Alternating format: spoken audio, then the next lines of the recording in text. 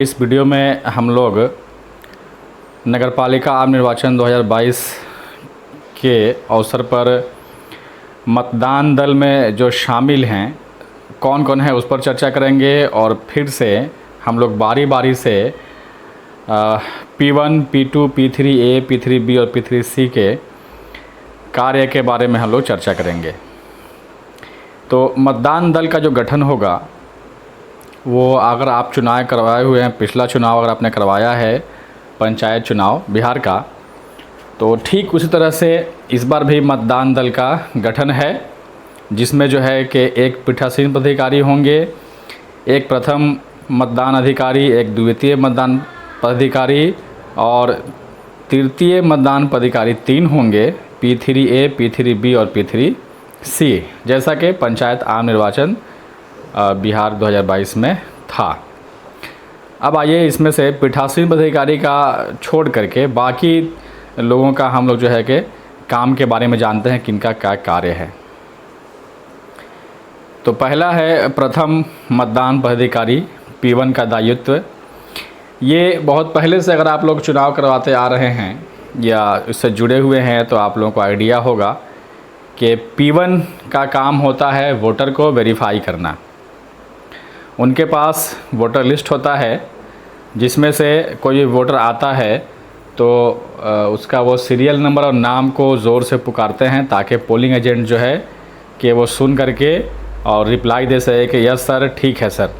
ये याद रखना है कि P1 को सीरियल नंबर और नाम पुकारने के बाद चंद सेकंड इंतज़ार करना है कि हमारा जो पोलिंग एजेंट है उधर से रिप्लाई आ जाए कि ठीक है सर, क्योंकि वही आपके वोटर को वेरीफाई करेगा। अगर वो उसने कोई उस पर आरोप लगाता है कि नहीं सर गलत है, तो फिर आपको रुक जाना है, वो चैलेंज हो सकता है। तो आपको ये ध्यान देना है कि सबसे पहले सीरियल नंबर और नाम पुकार करके रुकना है। जैसे ही पोलिंग एजेंट्स कहते हैं कि ठीक है सर, तब आपको क्या करना है कि उसका वोटर लिस्ट में उसके कॉलम में क्रॉस कर देना है, और अगर महिला है वोटर तो क्रॉस करने के बाद उसके सीरियल नंबर को घेर भी देना है। तो इसके पहले सबसे पहले आपको क्या करना है कि जब भी वोटर आता है तो उसका क्या डॉक्यूमेंट लेकर के आया है वो भी आपको देखना ज़रूरी होता है। P1 को सबसे पहले तो ये है कि वो क्या लेकर के आया है वोट डालने के लिए। कोई भी एक उसके पास डॉक्यूमेंट होना चाहिए, चाहे वो ईपिक हो या ईपिक के अलावा 16 तरह के वैकल्पिक जो दस्तावेज है उसमें से कोई सा भी होना चाहिए। ये होने के बाद आप जब आप श्योर हो लेते हैं, नाम और नंबर पुकार करके वेरीफाई कर लेते हैं पोलिंग एजेंट से, तब आप जो है कि ये वोटर लिस्ट में उसको क्रॉस करेंगे।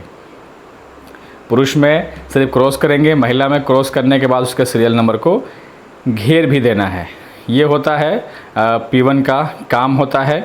इसके साथ ही शाम 5 बजे जब वोट का समापन होता है तो उनको जो है प्रिजाइडिंग को ये बतलाना होता है कि टोटल वोटर्स जो आज जिन्होंने आज मतदान किया है उसमें से कितने पुरुष और कितने महिला ने मतदान किया है। इसका हिसाब किताब P1 को रखना होता है, जिसके लिए वो पहले ही से जो है कि नंबरिंग करके किसी कागज़ पर रखे रहते हैं, और जैसे पुरुष महिला आते जाते हैं वोटर्स उसमें वो काउंटिंग अपना करते जाते हैं। ये है P1 का काम, जो बहुत ही पहले से होते आया है, उसमें कोई ख़ास कुछ भी बदलाव नहीं है। ये आप देख पा रहे हैं मतदाताओं की पहचान के लिए ईपिक के अलावा जो 16 तरह के वैकल्पिक दस्तावेज हैं ये आपके सामने हैं। P1 के पास ये लिस्ट भी होना चाहिए, क्योंकि मान लीजिए कोई मतदाता ईपिक के अलावा कुछ लाता है तो आप सोच में ना पड़ें कि ये वैलिड है कि नहीं है, मान्य है कि नहीं है।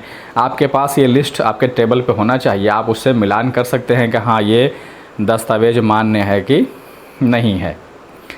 चलिए आगे बढ़ते हैं। उसके बाद जो है द्वितीय मतदान पदाधिकारी का दायित्व है। आपको मालूम है कि द्वितीय मतदान पदाधिकारी जो होता है वो मतदाता रजिस्टर का प्रभारी होता है। जैसे ही P1 के पास से मतदाता P2 के पास में जाता है, उसके पास मतदाता रजिस्टर है। इस बार के उसमें 4 कॉलम बने हुए हैं। पहला जिसमें सीरियल नंबर छपा हुआ है ऑलरेडी पहले ही से, वो सीरियली चलते जाता है 1 2 3 4 करके। दूसरा जो उसमें घर है वो है वोटर लिस्ट में उस मतदाता के सीरियल नंबर वो वहाँ चढ़ाना है। उसके बगल वाले घर में उस वोटर से हस्ताक्षर लेने हैं या अंगूठे का निशान लेना है। उस कंडीशन में याद रहे कि रजिस्टर आपको बार बार घुमाना नहीं है, आप अपने ही तरफ रखेंगे, सही सीधा, उधर से उल्टा ही वो साइन करेंगे या हस्ताक्षर वो अंगूठे का निशान लगाएंगे। और चौथा कॉलम है उसके बाद में अभियुक्ति। अभियुक्ति में ये लिखना है कि वोटर क्या दस्तावेज लेकर के आया था। अगर वो जो है कि ईपिक लेकर के आया था तो कोडिंग 1 करना है, और ईपिक के अलावा कुछ भी लाया था कोडिंग 2 करना है। और याद रहे कि इस बार जो है कि हमें जो भी डॉक्यूमेंट लेकर के आया है उसके आखिरी के 4 डिजिट नहीं लिखने हैं, बस कोडिंग 1 या 2 करना है। अब साथ ही आपको यही पता है कि इंक लगाने का काम ही P2 के ही ज़िम्मे होता है।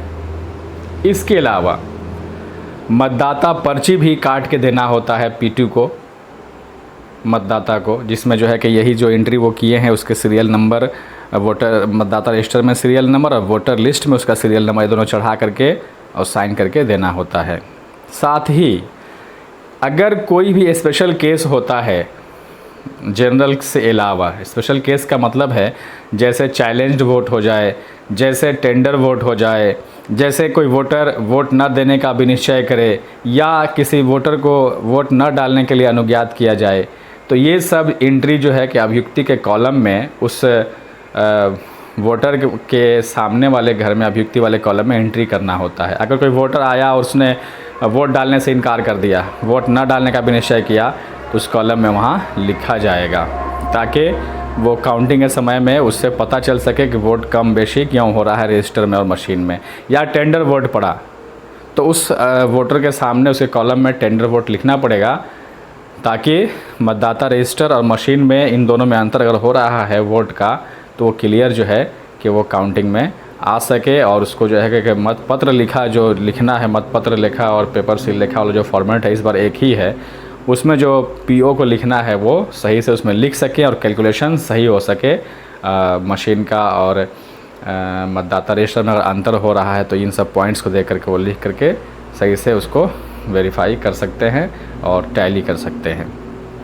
तो ये P2 के काम हैं। अब उसके बाद आते हैं हम लोग ये मतदाता रजिस्टर का आप प्रयोग देख सकते हैं, जो मैंने आपको डिटेल बता दिया इसकी, उस रजिस्टर में क्या क्या है, क्या क्या करना है, आप उसको देख पा रहे हैं। उसको आप जो है कि स्क्रीनशॉट ले सकते हैं और समझ सकते हैं। चलिए आगे बढ़ते हैं। उसके बाद में P3A, B और C का काम जानते हैं।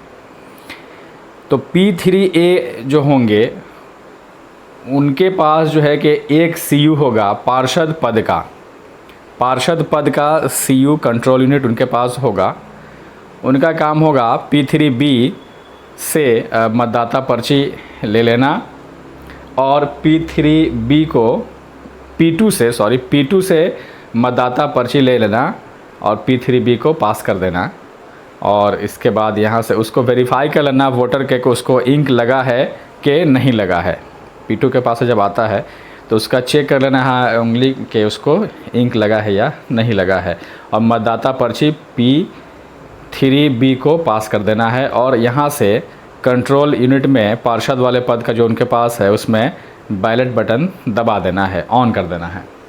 अब मतदाता P3B के पास जाएगा और P3B जो P3A से मतदाता पर्ची मिला है वो उसको कलेक्ट करते जाएंगे, जमा करते जाएंगे और आखिर में वो शाम में स्टेशनरी पैकेट में जमा होकर जाता है। अब वहाँ उनके पास में P3B के पास में 2 CU होगा, उप मुख्य पार्षद का और मुख्य पार्षद का। वो वहाँ दोनों बैलेट ऑन कर देंगे, स्विच दे देंगे। अब वोटर जो है कि वोटिंग कंपार्टमेंट में जाएगा, बारी बारी से तीनों वोटिंग कंपार्टमेंट में जा कर के वो वोट कास्ट करेगा। उस वक्त जो है कि P3B को ये सावधानी रखना है कि ये देखे कि जब वोटर ने वोट कास्ट किया तो बिजी लैंप मशीन का ऑफ हुआ कि नहीं हुआ, बीप की आवाज़ आई कि नहीं आई। क्योंकि अगर वोटर वोट कास्ट करके और चला गया और बीप की आवाज़ नहीं आई या फिर बिजी लैंप अभी भी आपका ऑन है, इसका मतलब ये हुआ कि उस वोटर का वोट जो है नहीं पड़ा, और वो चला गया। अब उस केस में क्या होगा, आपका मतदाता रजिस्टर में 1 वोट बढ़ जाएगा और मशीन में 1 वोट कम हो जाएगा। तो ये चूक ना हो जाए, कमी बेशी होने पर फिर टेंशन हो जाएगा। इसलिए ज़रूरी है ख़ास तौर से P3B को ध्यान रखना है, क्योंकि वोटिंग कंपार्टमेंट से वो नज़दीक हैं, वो ज़्यादा ध्यान रखना है। वैसे तो पूरे टीम दल का जो है कि ये सबके लिए है। बगल में P3A भी हैं, वो भी नज़र रखें कि बिज़ी लैंप ऑफ हुआ या नहीं हुआ, बीप की आवाज़ आई या नहीं आई। तो ये P3A और P3B के काम है। P3C का काम इस बार अलग है, पंचायत चुनाव से थोड़ा सा P3C का काम अलग है।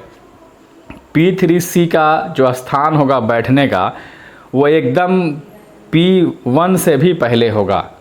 उनका काम है बायोमेट्रिक में सहयोग करना, बायोमेट्रिक सत्यापन में सहयोग करना। यानी कि कोई भी वोटर आएगा तो सबसे पहले P3C के पास मिलेगा और बायोमेट्रिक सत्यापन के लिए जो बैठे हुए हैं कर्मचारी, उन दोनों के पास में मिलेगा। सबसे पहले वोटर का वहाँ वेरीफाई होगा और तब वो P1 के पास आएगा। तो P3C का काम जो है उसी काम में सहयोग करना है, वो सबसे पहले एकदम शुरू में वो रहेंगे। तो इस तरह से इस वीडियो में मैंने आपको P1 से लेकर के P2, P3A, P3B और P3C के कार्य के बारे में समझाने का प्रयास किया, ताकि आप अच्छे से समझ सकें। जो भी जो है, जिनको भी जो है कि ये ड्यूटी मिली हुई है, ये कार्य मिले हुए हैं, या जिनको भी इन कार्यों के बारे में किसी को समझाना है, बताना है, तो उनको ये स्पष्ट हो जाए कि इनके क्या कार्य हैं। उम्मीद है फिर से एक बार आपके लिए ये वीडियो लाभकारी होगा, आप ज़रूर से फ़ायदा उठाएंगे और अपने काम को बखूबी अंजाम दे पाएंगे। धन्यवाद।